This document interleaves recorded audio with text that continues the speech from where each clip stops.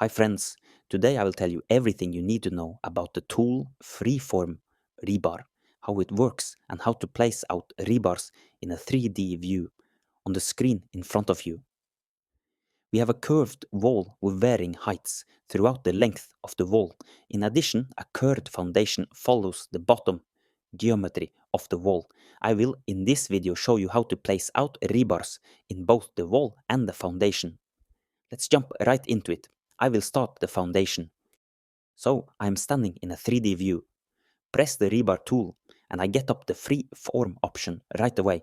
So freeform creates rebar with freeform geometry and follows the varying geometry of its host cover. Next, we have to decide to either select the align tool or the surface tool. The align tool is for rebars that have some sort of bend, like a U-shaped rebar that will snap to the host cover along variable and skewed geometry surfaces, with each individual bar aligned to the distribution path. The surface tool is for straight rebars or curved rebars that have no bend. Rebar that will snap to the host cover along variable and skewed geometry surfaces distributed between the specified start and end surfaces. Let's test out the aligned tool first. In the bottom left corner, we are told what to do. Select a face to add to the host surface. Select again to remove and space to continue. I want a U-shaped rebar that follows the curvature of the foundation. I select 3 surfaces. Let's rotate a little. The surfaces marked with blue will help us form the rebar set. The Epic pen will help us demonstrate the rebar that will be created based on the selected surfaces. Okay, I hit space to move on to the next task. Select a path. So again, down in the left corner, I am told to select an edge to add to the path. This path will decide where our rebars will go. They will be placed perpendicular to the path in a user-defined spacing. I can go back to the surface selection if I want to. I can actually switch between the 2 tasks, define surfaces and define path. When done, I can edit the layout. I will go for maximum spacing and hit finish. A beautiful rebar set that follows the geometry of our curved foundation has been created. The last step here is to change the workshop instructions parameter from keep straight to bend. This will give us the desired shape. In our case, the Norwegian bending schedule, the shape 1 represents a U-shaped rebar. Now, let's see how the freeform surface tool is working. This tool populates the surfaces of irregularly shaped hosts with variable non-planar distribution.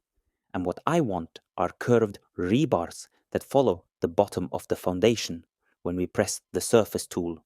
Right over the arrow it says select host surface. The task to complete is also displayed in the left bottom corner. I select the host surface that will, host our rebars. The surface is marked with blue. I hit space. The next task, select start surface. This is the reference surfaces adjacent to the host surface from which the freeform rebar set will begin. Hit space again. Now I will select the end surface for my rebar set. This is the reference surface adjacent to the host surface to which the freeform rebar set will end. Let's quickly change the bar diameter to get another color to easier distinguish it from the U-shaped rebars. Change the workshop instructions parameter from keep straight to bend. This will give us the desired shape, in our case, the Norwegian bending schedule. The shape represents a curved rebar with a radius. Okay, so our rebars are completely inside the U-shaped rebars. To fix that, select the curved rebar set and press Edit Constraints.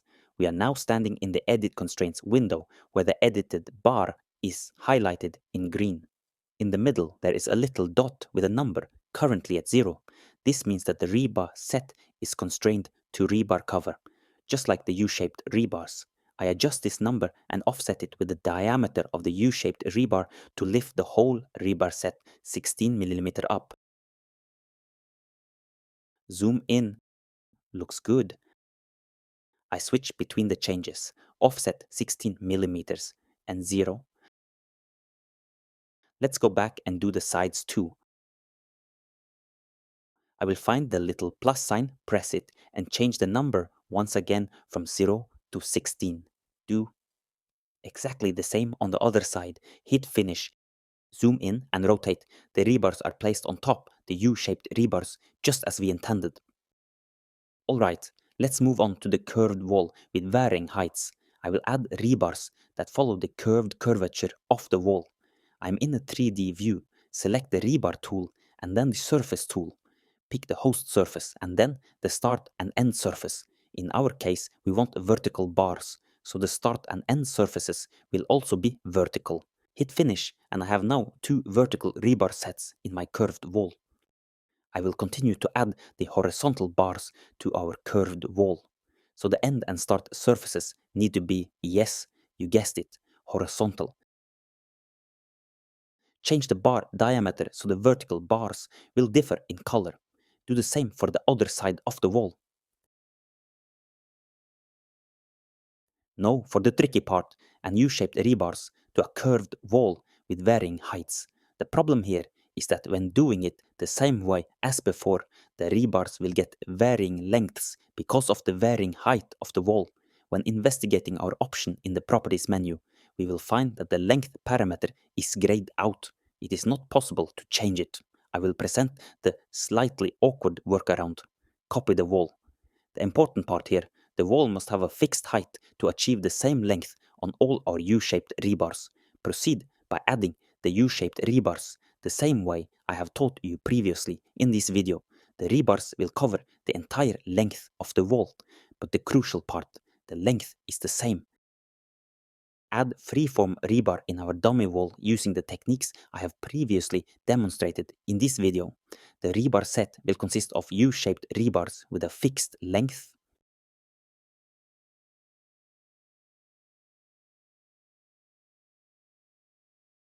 Let's mark the rebars and press the edit button. I can now change the length by pressing the small plus sign and writing in the number so the rebars can decrease in length, or increase if that is what I desire. In this case, I want to decrease it. Change the workshop instructions to bend to get the correct rebar code. Under dimensions, I can see that the A and C values are 430 millimeters. Just do a quick adjustment of the length so I get an even, round and beautiful number of 400. Next, a new host for the rebar set is needed, which is, of course, our new wall. Select the top view option in the view cube and basically just move the rebar set to the original wall. Delete the dummy wall because we don't need it anymore. Reset the temporary hide and reveal all our rebars placed out so far. We're getting closer to a finished product here. Just one more task to do. And that is also a tricky one. What I want is a U-shaped rebar that follows the curved foundation and goes up in the wall, connecting the two concrete objects together. Once again, I will create a dummy wall. And once again, I need to make the height fixed through the length of the wall. But since the rebars need to follow the height differences, I need to keep the bottom of the wall the same. But I void the top of the wall with the same variations in height as the bot. Copy the void, rotate it, and cut the wall. Almost perfect, just move it down a tiny bit, then proceed by creating the rebars, the same way I have done before.